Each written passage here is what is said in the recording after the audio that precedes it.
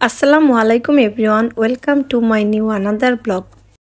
আশা করি আল্লাহর অশেষ রহমতে তোমরা সবাই ভালো আছো। আজ আমি তোমাদের সঙ্গে একটি আচারের রেসিপি শেয়ার করব। আর সেই জন্য আমি 2 কেজি জলপাই নিয়েছি। আর আমার যে হেল্পিং হ্যান্ড আছে ও হচ্ছে আমাকে জলপাইগুলো কাটতে হেল্প করবে। এখানে আমি 2 কেজি জলপাই ভালো করে 2 পাশ কেটে নিব।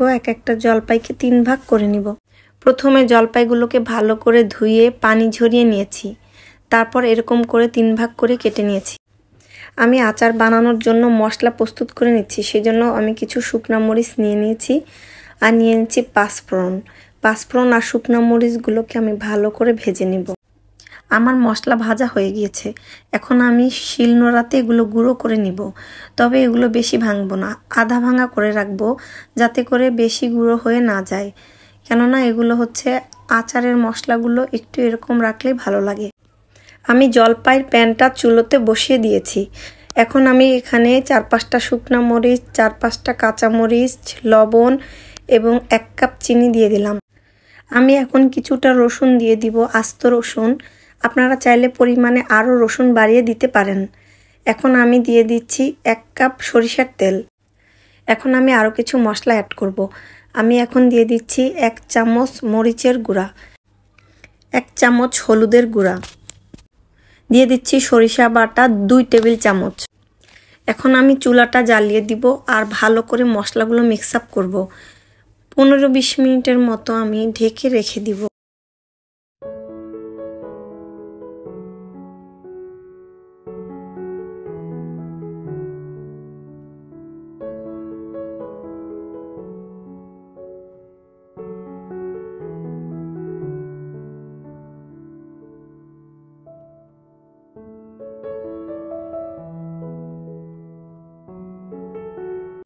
ঠিক 20 মিনিট পরে আমার জলপাইটা এরকম চেহারা হয়ে যাবে। এটা দেখুন পানি ছেড়ে দিয়েছে, চিনিগুলো গলে পানির মতো ঝোল হয়ে গিয়েছে।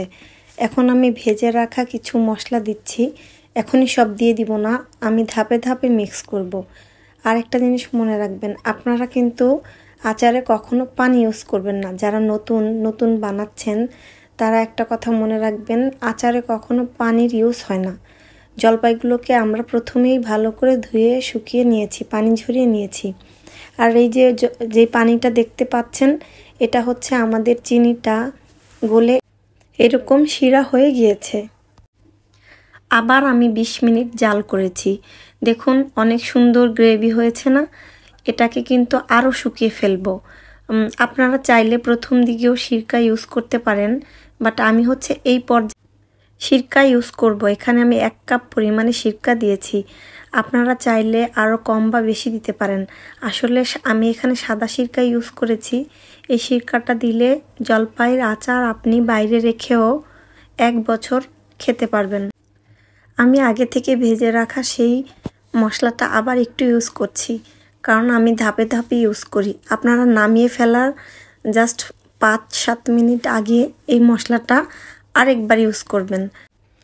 ট্রাস্ট মি, আপনি বাজারে যেই আচারটা কিনবেন তার থেকেও এটা অনেক মজা হয়েছে। এভাবে করলে অনেক মজা হবে, বিকজ এই মশলাটা আপনি হাতে বানিয়ে নিচ্ছেন। আর এই পর্যায়ে আমি একদম হাই হিটে দিয়ে আরেকটু শুকিয়ে নিব এবং আমার আচারের কালারটা আরও সুন্দর হয়ে যাবে।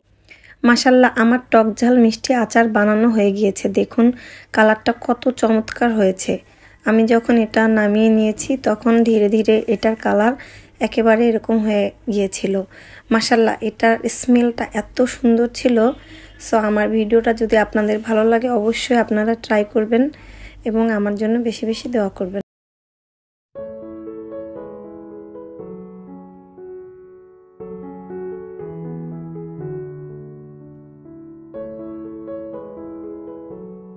এই তো আমার আচার বানানো শেষ হয়ে গিয়েছে। আমি একটু বারান্দায় এসেছিলাম, এসে দেখি মাশাল্লাহ আমি যেই পেঁয়াজ গাছগুলো লাগিয়েছিলাম অনেক সুন্দর পেঁয়াজ পাতা হয়েছে এবং আমি কিছু বেগুন চারাও লাগিয়েছিলাম।